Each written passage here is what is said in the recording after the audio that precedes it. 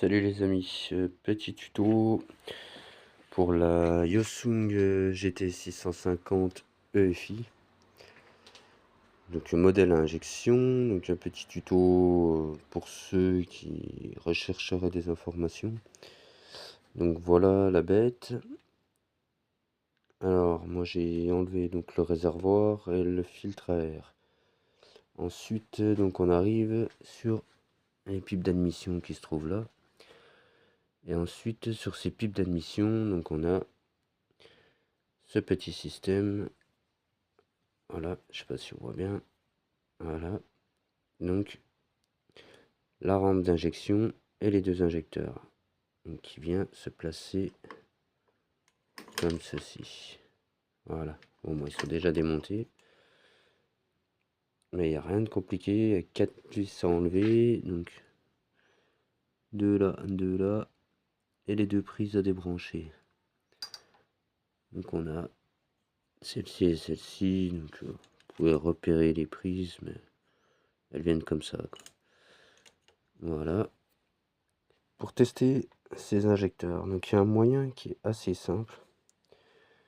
Donc moi je les laisse monter sur la rampe, comme ceci.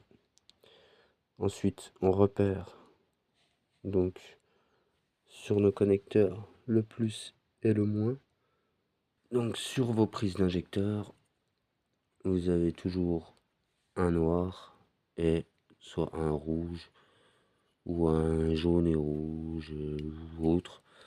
Mais vous avez toujours un noir. Le noir c'est le moins. Vous pouvez vous repérer comme ça. Donc le noir c'est le moins. Donc on peut repérer le plus de chaque injecteur. Bon, c'est pas compliqué. Là donc on raccorde sur notre prise donc un fil plus, un fil moins, un bouton. Relier le plus à un bouton auquel on emmène donc du 12 volts. Et en fait en enclenchant le bouton on active l'injecteur. Alors ensuite donc moi ce que je fais, donc je place une durite donc comme ceci.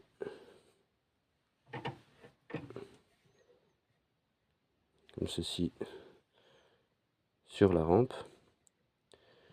Un petit entonnoir remplit la rampe d'essence. Donc pas que ça déborde trop, mais remplit la rampe d'essence. Voilà. Une fois que c'est rempli, on l'enlève. Ensuite, soufflette de compresseur.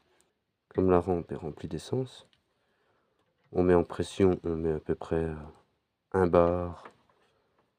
Selon les normes du constructeur, 1 bar ou 2, ça dépend, il faut regarder dans votre vue. En général, 1 bar ça suffit.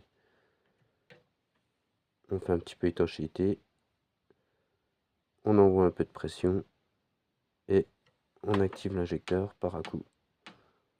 Bien sûr, là il faut mettre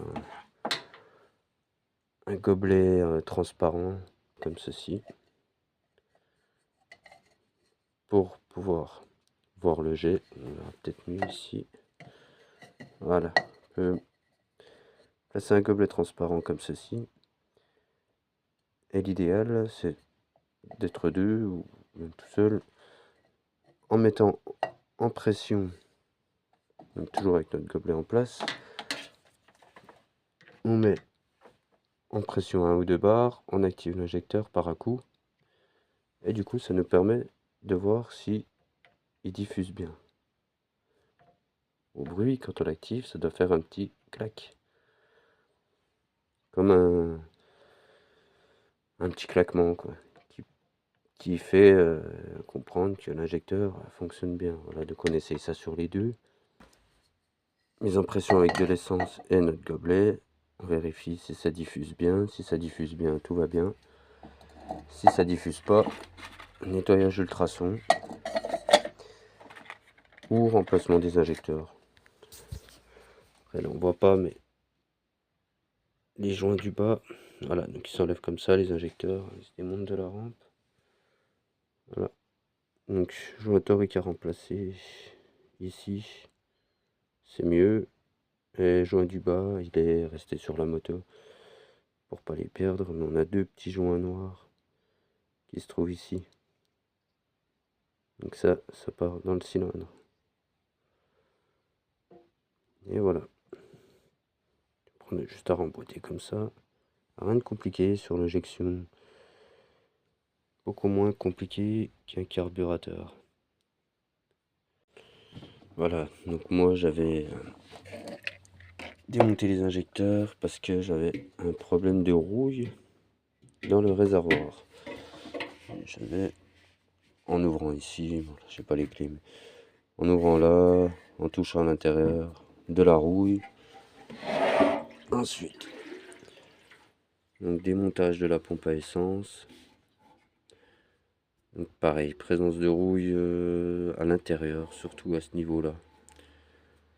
Quand on démonte la pompe, on peut limite passer le bras dans le réservoir. Donc on peut toucher si c'est sain ou pas. On peut voir s'il y a de la rouille ou de la merde un peu dans le réservoir. Donc bien souvent, problème d'injection, c'est dû à ça. En tout cas sur ce modèle. Donc voilà, la pompe, c'est pareil, il n'y a rien de compliqué. Des vis cruciformes, un joint. On enlève la pompe, on nettoie le filtre. Petit filtre en tissu. Et voilà, là on a la jauge de carburant. Donc attention au fil. Moi j'en ai coupé un. Donc qui est fil de masse qui est coupé. Voilà. Voilà pourquoi démontage des injecteurs. Des fois c'est pas mal parce que ça a passé la pompe et ça s'est retrouvé dans la rampe d'injection. On a retrouvé des dépôts de rouille dans la rampe. Donc démontage et nettoyage. Voilà.